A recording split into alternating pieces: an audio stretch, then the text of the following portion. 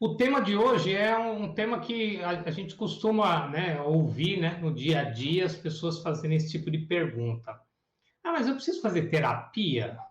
Eu não posso fazer uma autoanálise? Então as pessoas perguntam para a gente assim, ô Agostinho, eu preciso realmente fazer terapia? Eu não posso me analisar? Né? Eu posso fazer uma autoanálise? Eu mesmo cuidar de mim? Então, eu vou responder duas formas para você, tá?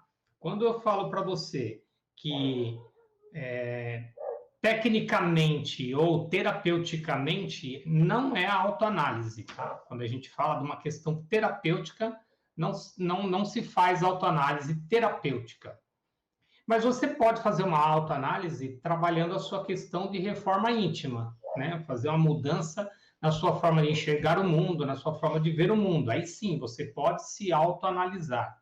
Então vamos tentar discorrer um pouquinho sobre esse tema para aquelas pessoas que falam, não, eu não preciso de um processo terapêutico, eu por si só eu consigo me autoanalisar, fazer as minhas avaliações e consertar aquilo que eu tenho que consertar. Tudo bem, sem problema nenhum, se você é essa pessoa que faz isso. Eu só quero falar que existe uma profundidade maior no aspecto terapêutico, ok? Aí vem a galera, né? Aí vem sempre tem um santo, uma santa que vai falar assim, ah, mas espera aí, Freud fez autoanálise.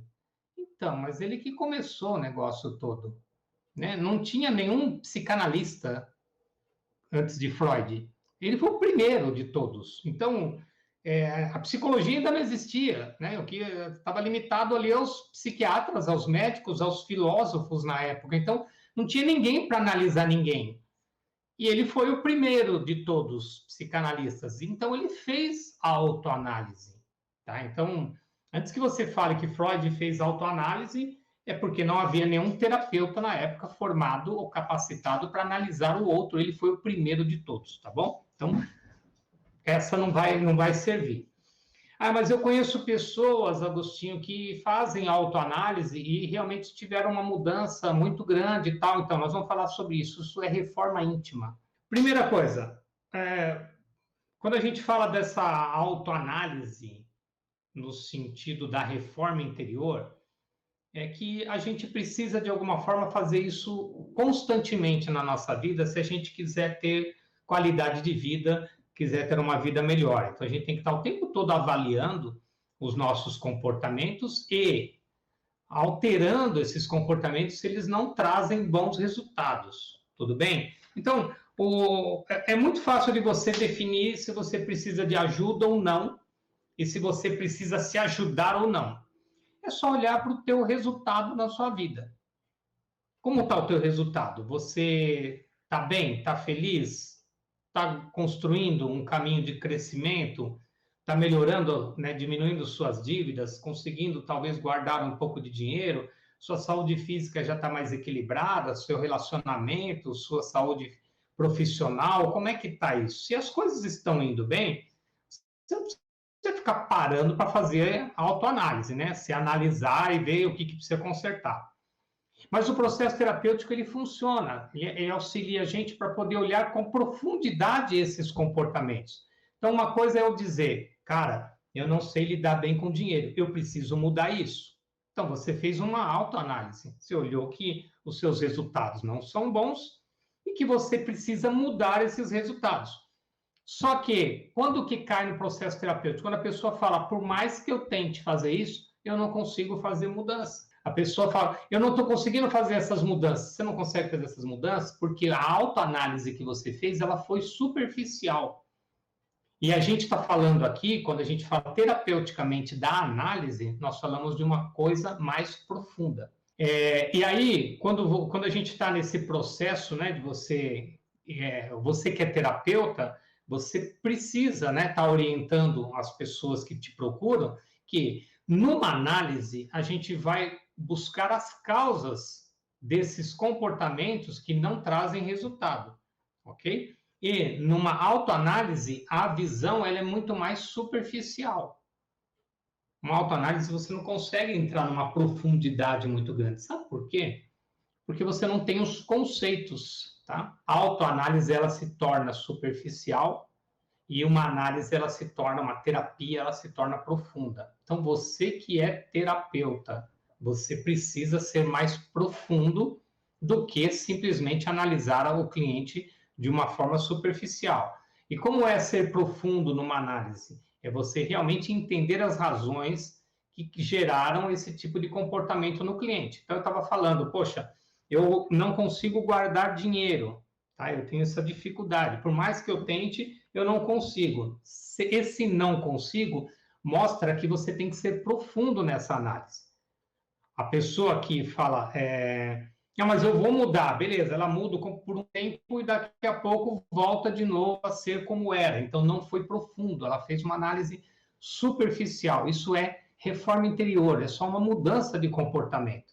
E quando a gente está num processo terapêutico, a gente vai nessa profundidade, eu vou explicar isso para você, tá? Então, se eu tiver conhecimento profundo sobre comportamento humano, por exemplo, se eu fizer uma formação em psicanálise, que nem a gente, né, no Instituto, a gente faz uma formação em psicanálise, você tem condição de estudar e se tornar psicanalista, a partir do momento que você se torna psicanalista, Agostinho, você tem o conhecimento sobre como funciona a mente, não tem? Tem.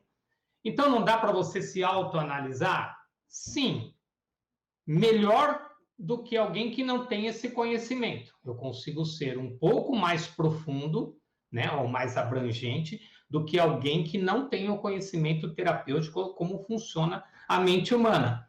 Mas ainda assim, não na profundidade de ter um agente externo observando a forma que eu falo, a forma que eu me posiciono, o jeito que eu me relaciono às pessoas, quanto que o meu corpo, né, ele reage àquilo que está sendo dito. Então, o verbal, o não verbal, que o analista ele está observando tudo isso e você, numa autoanálise, acaba perdendo tudo isso.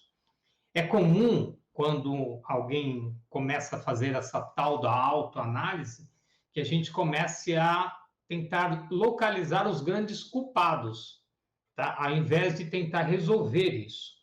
Um profissional, um terapeuta, quem é terapeuta sabe do que eu estou falando, você tem que ir lá nessa história de vida da pessoa para trabalhar com ele os porquês desses comportamentos. E aí a gente identifica ali, talvez, porque o teu pai era uma pessoa que não sabia lidar com dinheiro, você tem uma identificação muito grande com o seu pai, e agora eu preciso me libertar deste comportamento que não é meu, é do meu pai. Só que eu acabo modelando esse comportamento, eu preciso mudar isso. Como eu faço para mudar isso? Na análise, o terapeuta ele vai te conduzir para esse processo. Você, terapeuta, precisa saber levar o cliente a esse momento para que ele possa dar um novo significado à história dele, tá? Desidentificar, né? A gente fala do processo de desidentificação das identificações, para que ele possa seguir sozinho e seguir em frente tranquilamente. Poxa, você ainda está confuso isso, cara, porque quando você fala em autoanálise, eu entendo que eu posso olhar para mim de uma forma muito profunda. Cara, não estou dizendo que você não consiga, mas eu estou dizendo que um profissional formado, capacitado, ele tem ferramentas que você, leigo, não tem. Mesmo nós, formados terapeutas, psicanalistas, necessitamos, e é obrigatório que a gente passe por terapia com um profissional mais qualificado, com um profissional mais experiente. Por quê? Porque por mais que eu queira fazer uma autoanálise, me tornar psicanalista com autoanálise, eu jamais serei profundo como um terapeuta será se eu estiver na frente dele. Perguntas que você não faria para você, um terapeuta faz. Visões que você não vai ter sobre você, um terapeuta vai ter. Por quê? Porque ele é um agente externo. Ele não está conectado a você e ele não viveu a tua vida, a tua história. Então, ele está olhando a tua vida por um outro prisma, né? Ele está vendo a sua vida por um outro lado que você não vê, porque você está acostumado com isso aqui. Então, imagina a seguinte situação dentro de um processo terapêutico. O terapeuta, apesar da gente ter, né, essa visão, né, e quem já fez terapia sabe disso, né? A gente tem ali um divã, um sofá, uma poltrona, alguma coisa assim, e a gente tem, dentro de uma terapia mais moderna, né, duas pessoas, uma de frente para a outra, o terapeuta e o cliente. Mas numa visão sistêmica, o que acontece é isso aqui, ó, o cliente está aqui parado de frente para o terapeuta aqui, ok? Essa é a visão material. Numa visão sistêmica, o que acontece? O terapeuta está aqui, ó, circundando todo o sistema dessa pessoa. Porque você, terapeuta, precisa olhar para o seu cliente, mas você precisa enxergar o que ele está te passando. Então, eu preciso sentir o que meu cliente está sentindo, está trazendo o sentimento, as emoções dele. Eu preciso escutar, né? Ouvir o que o meu cliente está falando, e eu preciso prestar atenção naquilo que está vindo no não verbal. Então, eu vejo, eu sinto e eu ouço o meu cliente. É por isso que eu tenho, quando eu estou sentado aqui na frente do cliente, eu tenho uma visão sistêmica dele. Eu não estou somente olhando no rosto dele, eu tenho que sentir tudo o que está acontecendo em volta dele. E nessa viagem terapêutica, surgem, nesse momento, questões que não vieram à tona quando ele estava fazendo uma reforma interior, ou quando ele estava fazendo uma autoanálise, porque não há profundidade que a gente, dentro de um consultório, consegue gerar para o cliente. A gente vai profundo, tá? Você é realmente analisado. Então, um psicanalista, para ele se formar psicanalista, ele precisa ser analisado.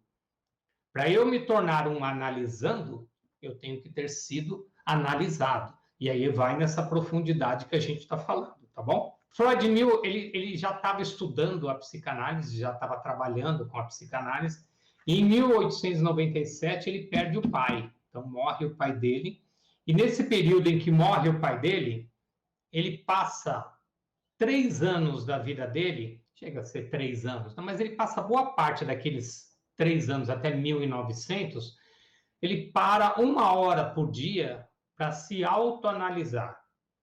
Que tipo de análise ele fazia? Ele começava a pensar na vida dele e na história dele, pensando na vida, na história e nos comportamentos que ele tinha e por que ele tinha aqueles comportamentos, tá? Como ele era um neurologista, né, ele estudava bem a parte da fisiologia, né, do ser humano, ele tinha muito conhecimento de como funcionava bioquimicamente o ser humano, mas o comportamental estava sendo, naquele momento, estava sendo trabalhado. E aí Freud fazia o quê? Ele ficava se autoanalisando e dali, desses 3 anos de estudo de autoanálise, saiu o livro A Interpretação dos Sonhos, em 1900. E nesse livro, A Interpretação dos Sonhos, veio muito conteúdo desses períodos que ele passava com ele mesmo, 1 hora por dia, pelo menos, onde ele escrevia tudo aquilo que ele percebia, sentia, as conexões que ele fazia, e ele acabava anotando tudo aquilo. Essas anotações de Freud geraram esse livro, e foi ali também que ele percebeu que muitas das ações que ele tinha não eram ações controladas por ele. Eram ações que vinham do inconsciente dele. Então, ele conseguiu desenvolver a primeira teoria, né, o primeiro modelo do aparelho psíquico, dividindo a mente do ser humano em 3 instâncias. Neste primeiro modelo, ele dividiu o inconsciente, que eu já falei em outras lives, mas eu vou repetir aqui para vocês, no consciente, que é a entrada das emoções, a entrada das energias, a entrada das imagens, aquilo que ele vê, aquilo que ele ouve, aquilo que ele sente, entra por essa porta chamada consciente. Por outro lado, ele tinha ali o pré-consciente, que é o nosso arquivo de memória recente e arquivo de memórias que tiveram algum impacto emocional que podem ser acessados pelo ato da lembrança. Então, se você se esforçar um pouco, você consegue lembrar. E ele usou muito esse pré-consciente, porque ele queria lembrar das coisas que aconteciam na vida dele. Ele pegava objetos, por exemplo, vamos pegar um objeto aqui, sei lá, um apagador.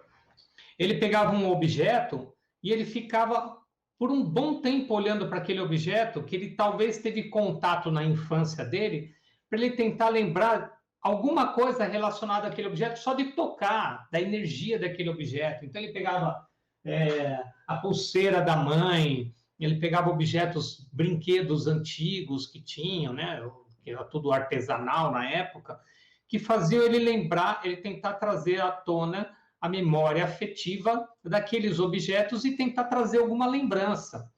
Ele questionava muito, principalmente a mãe dele, para que a mãe dele falasse sobre as histórias da infância dele, para ele trazer o porquê de alguns comportamentos que ele tinha e que ele não sabia o motivo que ele tinha aqueles comportamentos. E aí, esses comportamentos que ele tinha eram comportamentos que ele não sabia de onde vinham. Porque, poxa, às vezes ele ficava nervoso, e depois que ele estourava, ele falava, pô, por que eu fiquei nervoso? Não tinha motivo para ter brigado com a pessoa desse jeito. Então ele anotava tudo isso, ele relatava, ele falava, cara, preciso mudar isso, preciso mudar aquilo. Mas se eu não mudo é porque tem um motivo para isso. Se eu não estou conseguindo mudar é porque alguma coisa está acontecendo que não está permitindo que eu faça essa mudança. Então, o fato dele não conseguir fazer as mudanças que ele precisava começou a gerar toda uma teoria em cima da sua própria análise, tá? Isso não... Freud também tinha os amigos, né, as pessoas, né, tem Breuer, que fez um papel muito importante na vida dele, que auxiliava também nessas análises dele, tentando fazer perguntas, questionamentos, que momento você teve isso com seu pai, que momento você teve isso com a sua mãe. Ele tinha muitos sonhos, Freud sonhava muito, e os sonhos que ele trazia, ele buscava os significados dos sonhos dele, então, ao acordar, ele escrevia os sonhos dele e depois ele ficava ali naquele período que ele parava para fazer autoanálise, ele ficava lendo aquilo que ele escrevia e tentando entender de onde veio aquilo, e ele começou a perceber que tudo tinha um sentido, que nenhum sonho era vago, que nada era por acaso. E aí você que é terapeuta, né? Você que é psicanalista, você que é psicólogo, né? Você precisa dar atenção até mesmo aos sonhos que as pessoas contam para a gente. Porque tudo faz um sentido, e a gente vai buscar o sentido das coisas dentro de um processo terapêutico. Isso mostra profundidade. É diferente de uma autoanálise, onde você não tem esse conhecimento profundo, e você olha para o sonho e você fala, putz, eu sonhei com tal coisa. Por que eu sonhei com isso? Ah, sei lá, serviu para nada, não sei o quê. Ou um sonho recorrente, pô, estou sonhando todo dia que tem um cavalo pastando no pasto ali, e eu não sei por que eu estou naquele lugar, mas é um lugar que parece para mim que é comum, sei lá, e você vem com esse sonho recorrente, e ele precisa ter um sentido para você, que você, sem o conhecimento técnico, sem as perguntas adequadas, não vai saber lidar com ele, talvez não vai saber responder, e aí é por isso que a gente fala que é importante que tenha um terapeuta para poder analisar junto com você, tendo essa visão sistêmica da pessoa que você é, ok? Então, esse livro é o primeiro livro de Freud, Interpretação dos Sonhos.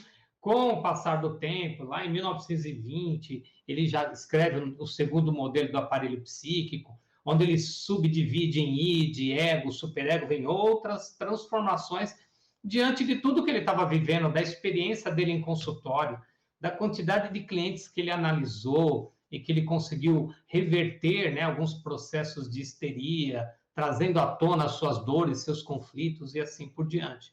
Então, percebeu-se, né, diante da teoria que ele criou, que era necessário ter um agente externo para fazer a análise interna, ok? A partir do momento que eu tenho conhecimento sobre isso, eu consigo me analisar de uma forma mais profunda, mas jamais com a intensidade de um terapeuta realmente, tá bom?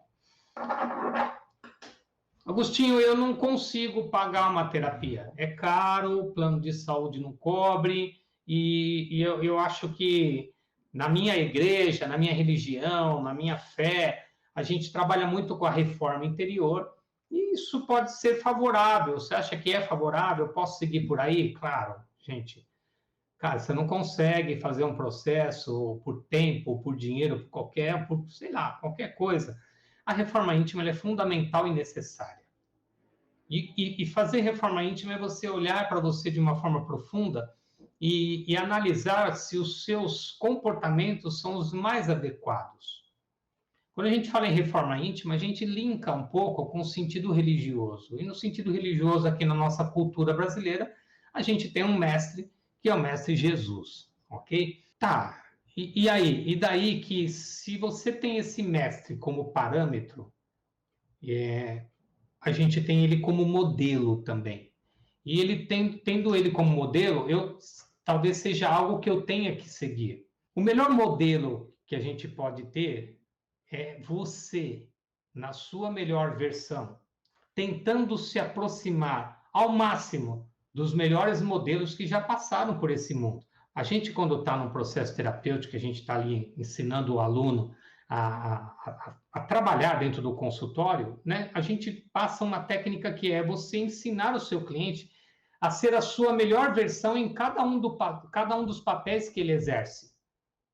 Então, eu tenho como modelo principal o Mestre Jesus, mas eu sei da minha distância em relação a ele. Só que eu posso ser melhor do que eu sou hoje. Mas eu posso ser melhor em qual papel da minha vida? Então, o terapeuta ele vai dizer para você, me fala um pouquinho, como é que está o seu papel de pai? Como é que está o seu papel de mãe? O seu papel profissional, o seu papel de irmão, o seu papel de amigo? E qual é a sua melhor versão nesses papéis? Hoje, você é a sua melhor versão em cada um desses papéis? Eu estou sendo o melhor pai que eu consigo ser? Eu estou sendo o melhor amigo que eu consigo ser? Consigo ser o melhor profissional que eu consigo ser? Qual é o limite disso? Porque não tem limite. Se eu fui bom hoje, eu tenho que ser melhor amanhã. Mas não para vocês ou para o mundo, para mim. Eu preciso ser melhor para mim, porque eu quero ser uma pessoa melhor. A gente, nesse caminho do autoconhecimento, a gente precisa prestar atenção que você não tem que fazer mudanças para os outros. Você precisa fazer uma mudança primeiro para você. Porque à medida que você começa a mudar e transformar-se numa pessoa melhor, os outros serão beneficiados com isso. Porque se eu faço uma mudança pelo outro e não por mim, na primeira pisada de bola que o outro der, eu largo. Eu volto a ser quem eu era.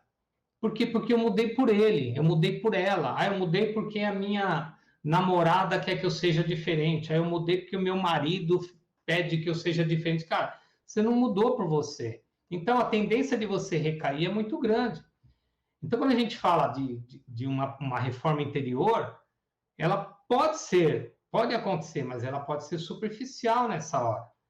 Então, é importante que você, primeiro conselho, para pensar em você e para analisar nos seus papéis qual é a sua melhor versão, partindo do princípio que você é o seu melhor modelo, porque você sabe como você é em cada um deles. O que eu posso melhorar e sabendo que existem modelos melhores que já habitaram esse mundo, ou ainda habitam. De repente, você quer ser um cara tão bom, bacana e especial como o teu pai é.